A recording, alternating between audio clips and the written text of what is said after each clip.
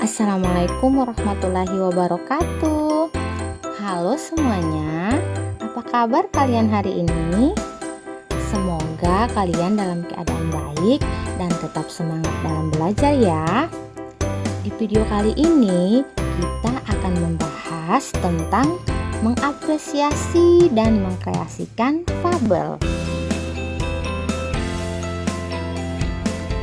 Kompetensi dasar yang akan kita bahas pada hari ini 3.15 mengidentifikasi informasi tentang fabel atau legenda daerah setempat yang dibaca dan didengar.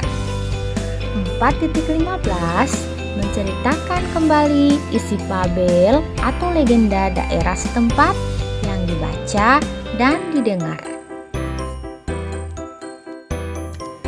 Pernahkah kamu membaca fabel? Coba sebutkan judul fabel yang pernah kamu baca.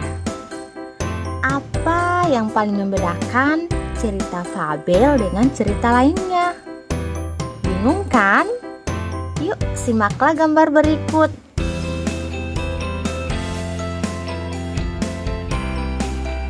Ada yang tahu ini gambar apa? Ya, benar sekali. Kisah gajah yang baik hati. Selanjutnya, ada gambar apa ini?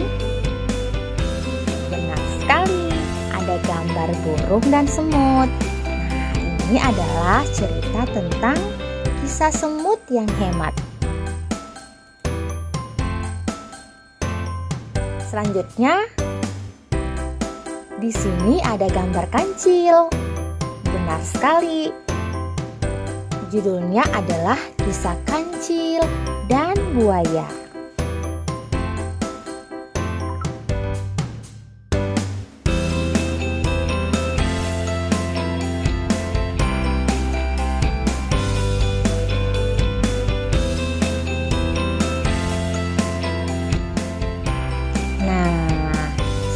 Melihat ketiga gambar tadi, kira-kira apa yang terlintas di benak kalian? Jadi, apakah yang dimaksud dengan fabel itu ya?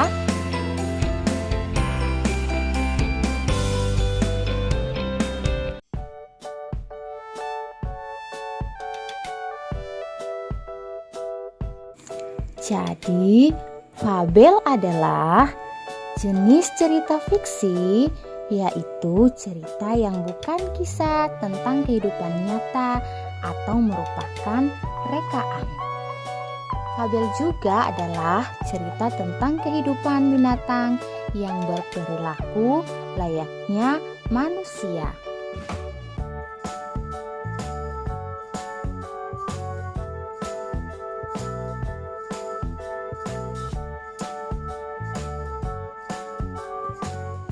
Unsur membangun cerita fabel. Yang pertama adalah tokoh. Tokoh merupakan hewan yang menjadi pelaku dalam cerita. Selanjutnya ada penokohan. Penokohan adalah watak atau karakter tokoh. Berikut ada setting. Setting terdapat setting latar, tempat, waktu, suasana dalam cerita. Selanjutnya, yang selalu kita temukan dalam sebuah karya sastra, yakni adalah tema. Nah, tema adalah ide dasar yang menjadi pusat pengembangan cerita. Selanjutnya, yang paling identik dengan karya sastra, terlebih identik dengan cerita fabel adalah amanat. Nah, semua pasti tahu kan amanat itu apa? Amanat adalah pesan yang disampaikan oleh pengarang yang berupa nilai-nilai kehidupan yang disampaikan kepada pembaca.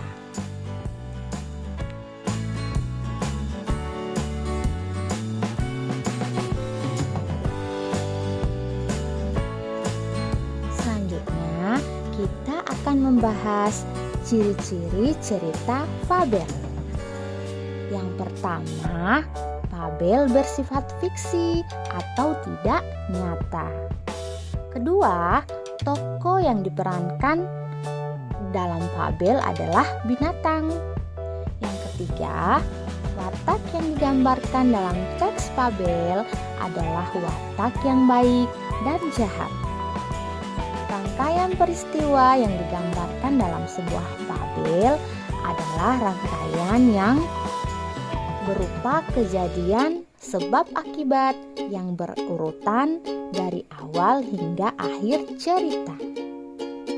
Berikutnya, struktur teks fabel. Yang pertama adalah orientasi. Dua, komplikasi. Yang ketiga, resolusi.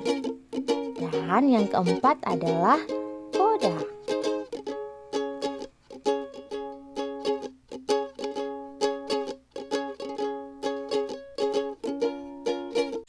Nah, bagaimana teman-teman? Apakah kalian sudah paham terkait dengan cerita fabel? Ya, pasti sudah paham karena sudah melewati pembahasan dari awal sampai dengan akhir video. Ini adalah quotes kita. Berlelah-lelahlah dalam belajar, karena manisnya hidup terasa setelah kita lelah berjuang.